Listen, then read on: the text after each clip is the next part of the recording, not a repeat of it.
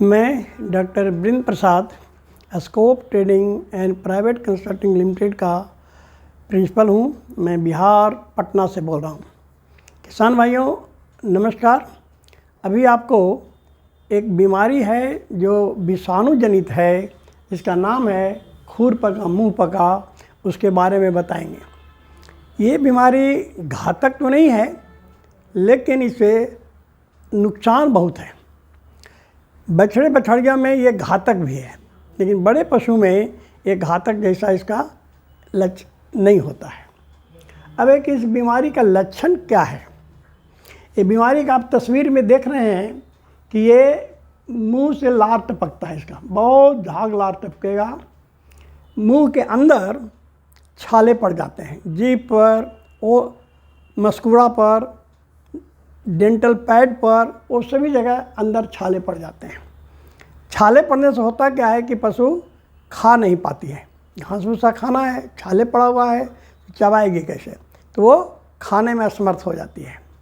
Fever भी हो जाता है, बुखार भी हो गया। तो जब बुखार हो जाएगा, खाने में असमर्थ हो रहेगी, तो निश्चित रूप से उसका दूध का उत्पादन में कमी होगा, कार्य क्षमता में भी बहुत कमी आ जाता है। अब है कि इसके पैर में देखेंगे यहाँ कि दोनों खुरी के बीच में घाव हो जाता है। कभी कभी तो घाव के बीच में कीड़े पड़ जाते हैं, कीड़े, और वो बहुत दर्द करता है। पैर में भी स्वेलिंग हो जाता है। ये तो इस तरह का ये बीमारी जो है, ये लक्षण आपको दिखेंगे तो समझिए कि ये खुर पका मुंह पका बीमारी है। खुर भी पक गया, मुंह भी पक गया। अब ये इसका इलाज तो समानता नहीं है। कोई भी वायरस बीमारी का समानता इलाज नहीं होता है, बचाव ज़रूर है। तो बचाव के लिए हम क्या करेंगे कि 4 माह से अधिक उम्र के बछड़ा बछड़ियों, गाय भैंस बकरी सभी को टीका लगाया जाता है। और ये टीका हर एक 6 महीने पर लगता है, मतलब साल में 2 बार। तो ये बीमारी से ये बचाव हो जाएगा। अब है कि जब बीमारी हो गया तो उसको कैसे इलाज करेंगे?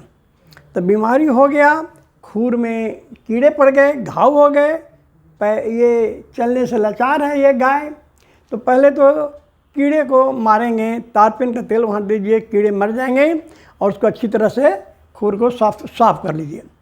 जब कीड़े मर गए, फिर भी घाव तो है वहाँ, अब घाव को अच्छी तरह से साफ करिए। उसके लिए 4% सोडियम कार्बोनेट का घोल, जिसको कपड़ा धोने वाला सोडा भी के रूप में जाना जाता है, 4% घोल बनाएंगे कैसे? वो घोल आपको 40 ग्राम 1 लीटर पानी में डालते हैं तो 4% घोल बन जाएगा। उसी से खूर को धोइए, और धो करके अच्छी तरह से साफ करने के बाद घाव को सूखने के लिए मल्लम, लोरेक्जन या हीमैक्स मल्लम यहाँ लगाइए, बैंडेज कर दीजिए ताकि बाहर से धूल वगैरह वहाँ पर ना पड़े। अगर जल्दी से घाव, भयानक घाव हो गया, बड़ा ऐसा कुछ लग रहा है, तो जल्दी से सुखाने के लिए घाव को ये टेरामाइसिन का सुई लगा सकते हैं, ऑक्सीटेट्रासाइक्लिन, है ना। तो ये इससे कि इसका, और अगर इसमें दर्द है तो दर्द निवारण के लिए, बुखार को कम करने के लिए आपको लगा सकते हैं। बुखार को कम करना है तो पैरासीटामोल का कोई भी इंजेक्शन इसको दे सकते हैं, है ना, मोनेलिक्स प्लस। उसमें दर्द भी कम करेगा, स्वेलिंग भी कम करेगा, और बुखार को भी ठीक कर देगा। इस तरह से अब रहा कि एक खूर की बात हो गई। अब मुंह में छाले हैं, तो मुंह में छाले के लिए 1 भाग सुहागा 7 भाग शहद के मिश्रण करके मुंह के अंदर लगाइए। मुंह के अंदर 2% फिटकरी का घोल से धोया जाता है। तो 2% फिटकरी का घोल बनेगा कैसे? 1 लीटर पानी में 20 ग्राम फिटकरी को घोल लीजिए, तब 2% फिटकरी का घोल हो गया। उससे मुंह को साफ़ करिए, जीभ, मस्कुड़ा सभी को मुंह से साफ़ करिए। और उसके बाद 1 भाग सुहागा और 7 भाग शहद मिला करके जीभ, मस्कुड़ा इसमें लगाइए। नहीं तो आपको फिटकरी और मक्खन का मिश्रण भी लगा सकते हैं। बोरोग्लिसरीन का एक आता है, बोरोग्लिसरीन भी लगा सकते हैं मुंह में। इस तरह से छाले में आराम हो जाएगा। तब जब छाला आराम होगा तभी इसको कुछ भोजन वगैरह खाने की तबीयत होगी तभी खा पाएगी। इस तरह से मुंह का भी हम लोग बचाव कर होने के बाद इलाज कर लिए, खुर का में हो गया उसका भी इलाज कर लिए। इस तरह से खुर पका मुंह पका बीमारी का इलाज कर सकते हैं। बचाव के लिए सिर्फ और सिर्फ टीका ही है जो कि हर एक 6 माह पर लगाया जाता है। उस टीका का नाम है खुर पका मुंह पका टीका, अंग्रेजी में उसको कहते हैं FMD वैक्सीन। धन्यवाद। अब विस्तार से अगले वीडियो में।